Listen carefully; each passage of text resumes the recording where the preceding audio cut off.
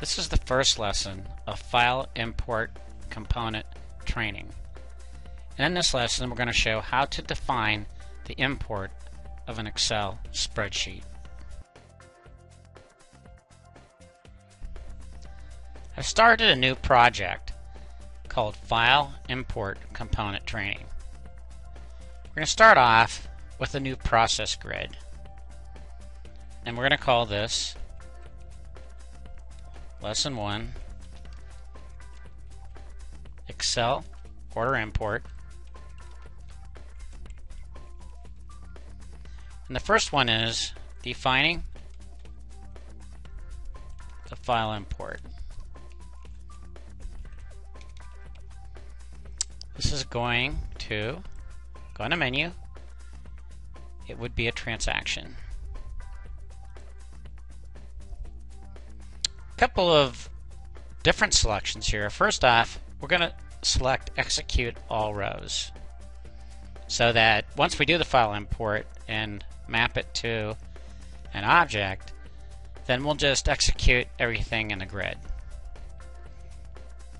We're also going to include the data import process and show the transaction column. Now, because we select include the data import, this is a standard process grid. But the difference is I have a new tab. As soon as I clicked that button to add the data import, I picked up a new option in definitions. So we're going to add an import.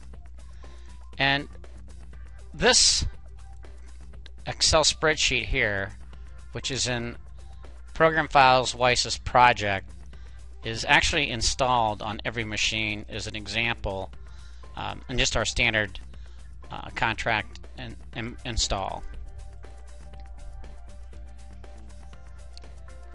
Now this spreadsheet has one tab. If I had multiple tabs, it would ask me which tab of that spreadsheet am I interested in. This is what the spreadsheet looks like. It has one tab.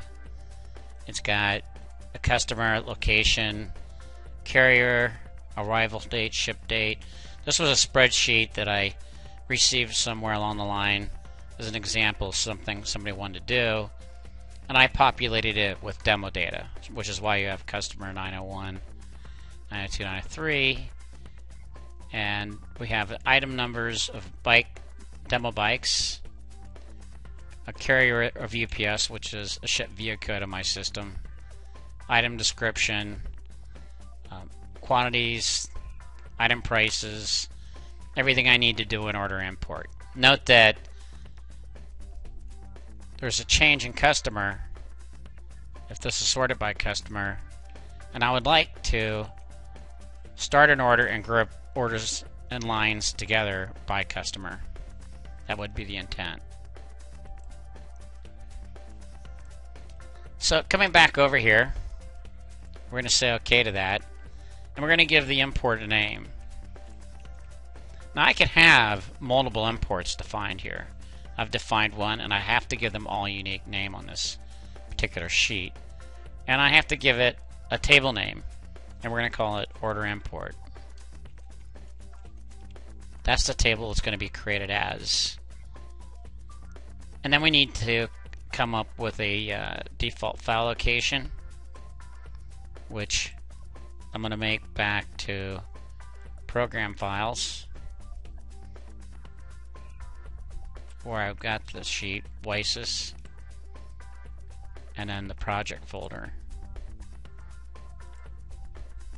And that's where it will browse for the import of that sheet. If it was probably incoming, an incoming document, the file name can be different every time. But the schema will have to match. So I can preview that. It looks just like the spreadsheet. And then I can either create the table with the data incoming or just create the table. Because I want to show the import, I'm just going to create the table. Order import already exists. You want to recreate it. That is true because I'd already done that before.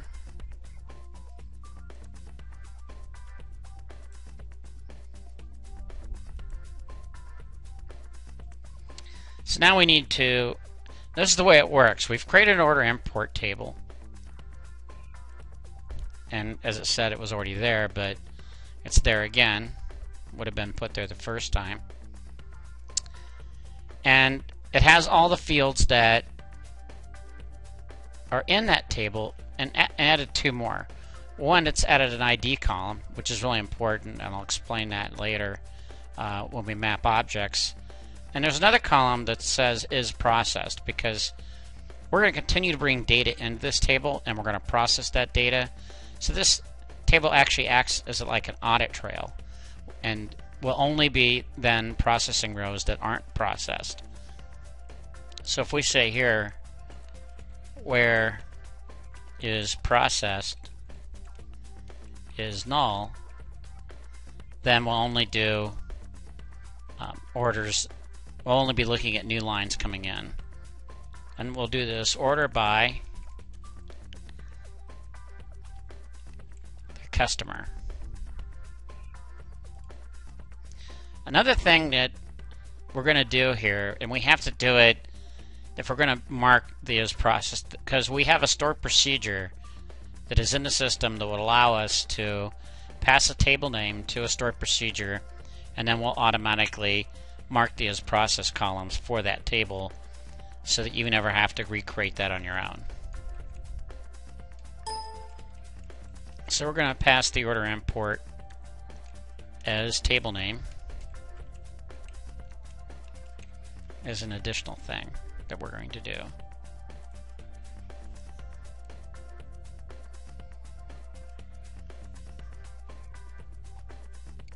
I need to close up that.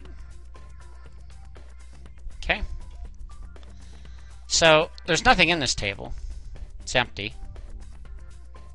Has an ID in it at the top, the table name at the beginning, and he is processed at the end. Otherwise, it looks like the spreadsheet. So there's not going to be any filters on this, but we are going to need a button.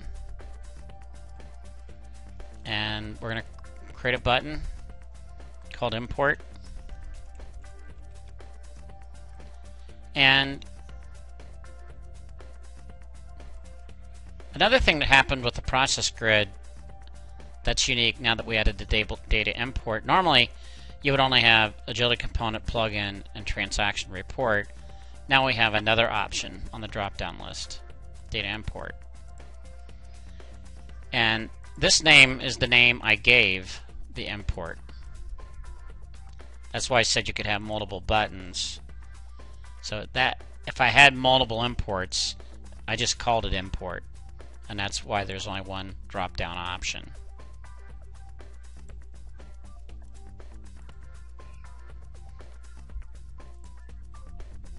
So now we can go ahead and run this import. And when I click import, I could actually drag and drop a file into the import zone, or I can browse for that file. And it's going to go to the default directory that I gave it.